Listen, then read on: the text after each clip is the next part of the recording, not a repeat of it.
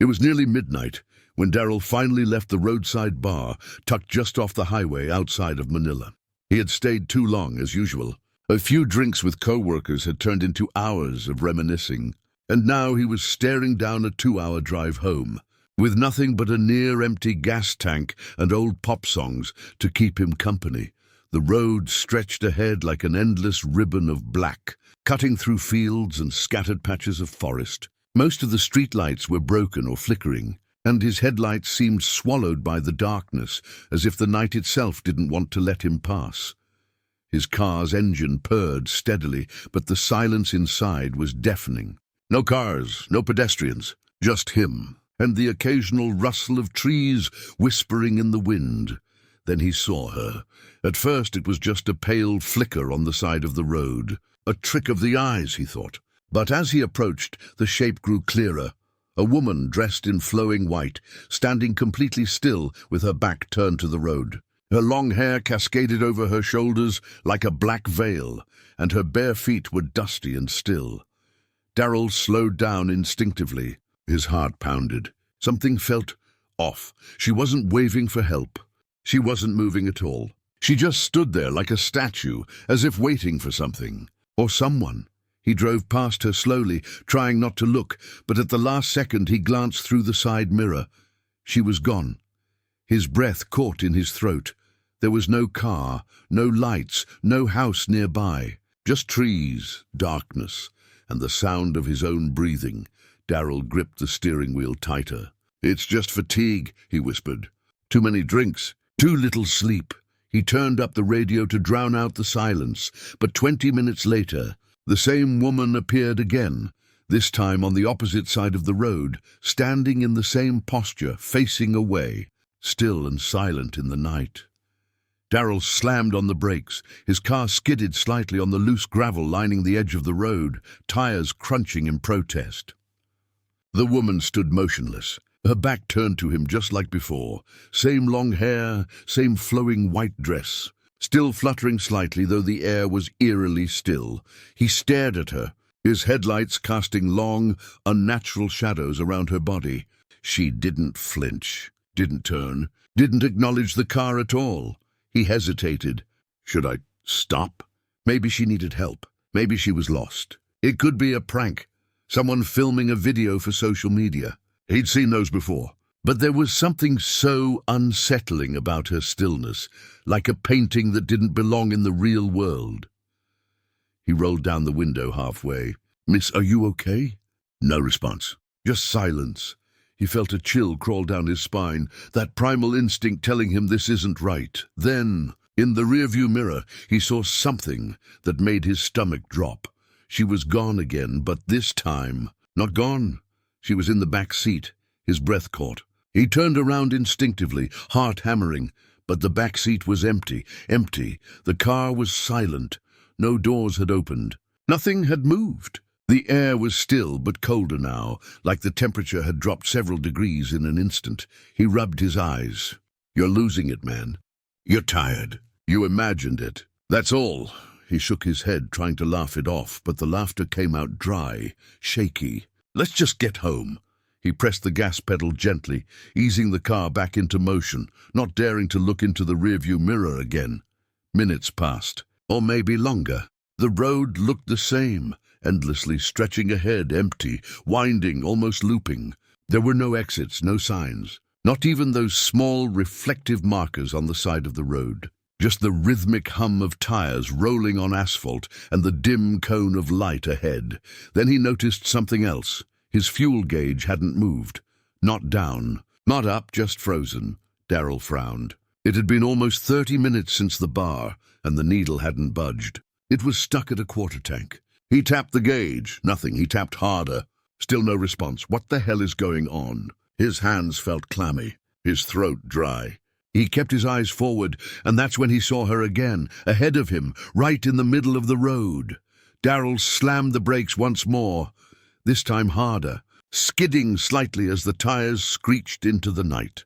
She was standing directly in the middle of the road now, illuminated perfectly in the headlights.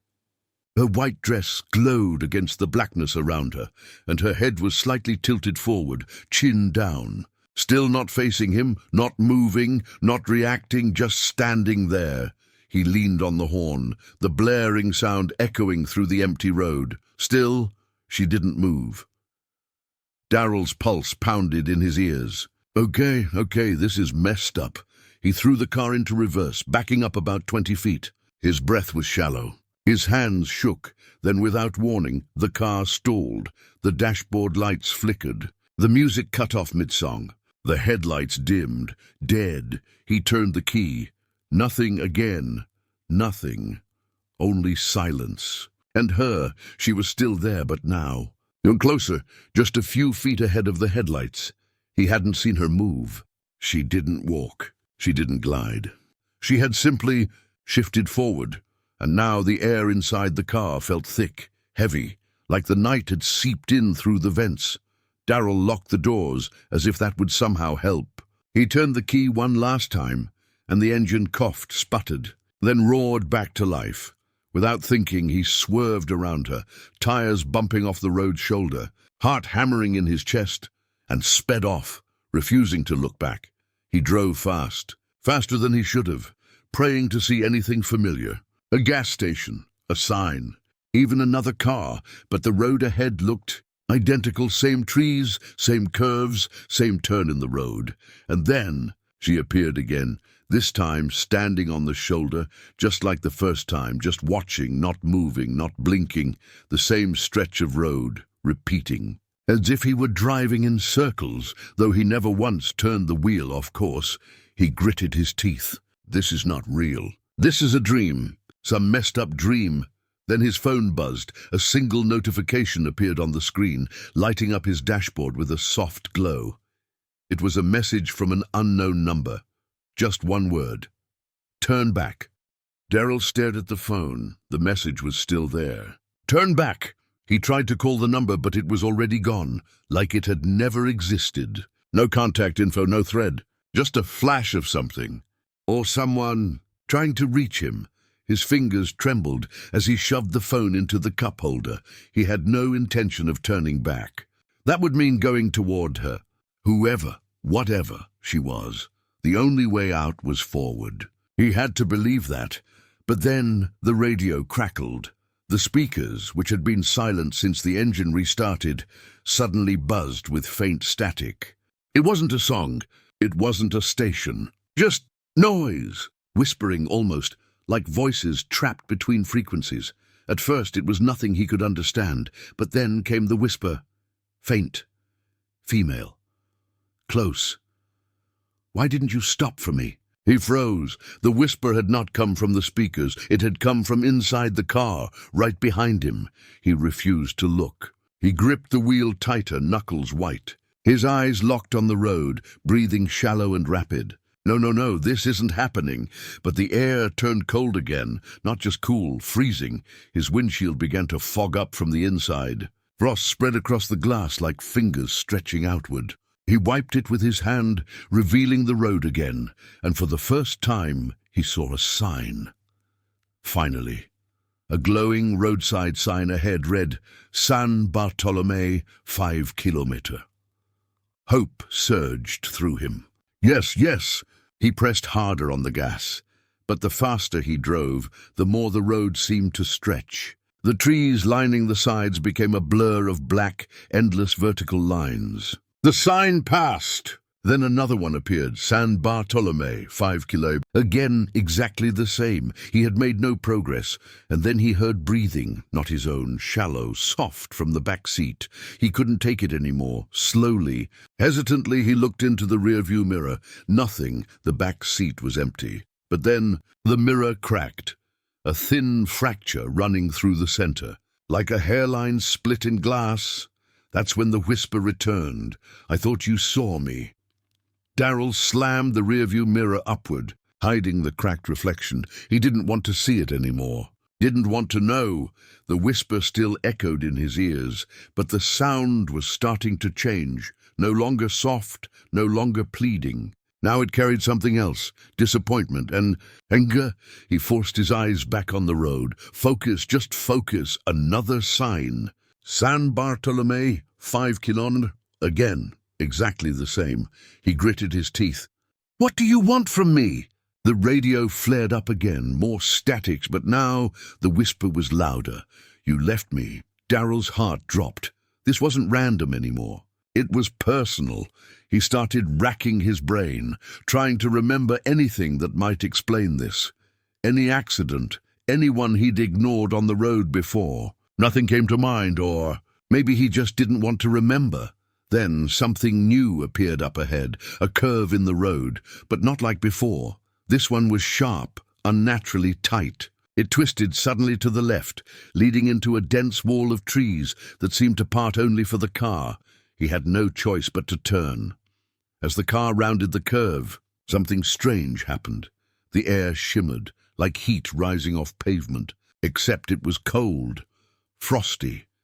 The trees on either side blurred into streaks of white, and for just a second, he wasn't on the road anymore. He was somewhere else, somewhere wrong. It was like a memory, but twisted. Rain poured against the windshield. Thunder cracked overhead. Headlights illuminated a figure standing in the middle of the street. Dressed in white, he slammed the brakes again, but this time he wasn't fast enough. The car hit her. A sickening thud. Glass shattered. Time stopped. The memory flickered, so then dissolved.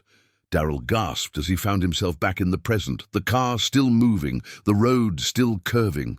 No rain, no sound, no woman, but his hands were shaking violently on the wheel. It had been real. It had happened. A year ago. A rainy night. A sharp turn. A girl in a white dress. He never stopped. He kept driving, and now she had found him. Daryl's hands were numb on the steering wheel. He could barely breathe. The images from the vision, no, the memory, still clung to the corners of his mind like smoke. The rain, the scream, the crash. He had told himself it wasn't real, that it never happened, but it had. And now she remembered too. He didn't stop that night, didn't report it. He just drove on, telling himself it had been an animal or nothing at all. Too afraid to look back, too afraid to know. Now he was trapped on the same road night after night, replaying his mistake. The radio buzzed again. A final time. Her voice, no longer a whisper. "You can't outrun the road if it ends where I died." Ahead, the trees parted, a clearing, and in the middle of it, a broken guardrail. Twisted metal, torn grass, and just beyond it, a steep drop into darkness. Daryl slammed the brakes, tires screeching, gravel flying. The car skidded sideways and came to a violent stop just feet from the edge. Smoke rose from the hood. The engine stuttered, then silence. He sat there breathless, the cool night air pressing in all around him. Then he saw her, the woman in white, standing right at the edge of the road facing him. For the first time, her face was pale and calm, eyes wide and endless. Her mouth didn't move, but somehow he heard the words as clearly as if she had whispered them straight into his soul. "You could have saved me." A tear slid down Daryl's cheek. He didn't even try to stop it. "I'm sorry," he said aloud, the words catching in his throat. "I'm so sorry." She stood still for a moment, and then she smiled, a sad, hollow smile, the kind that doesn't forgive, but understands. She turned slowly, her bare feet silent against the asphalt, and walked toward the drop. Daryl jumped from the car. "Wait, please!" But there was no one there. She was gone. The night was silent once more. The road behind him was now lit with distant lights. The trees looked ordinary. The signs real, the loop broken. He turned back to his car, heart still pounding. As he opened the door, he glanced at the rearview mirror one last time. No cracks, no fog, no whispers, but on the glass, written in faint mist, were 3 final words. "You remember now."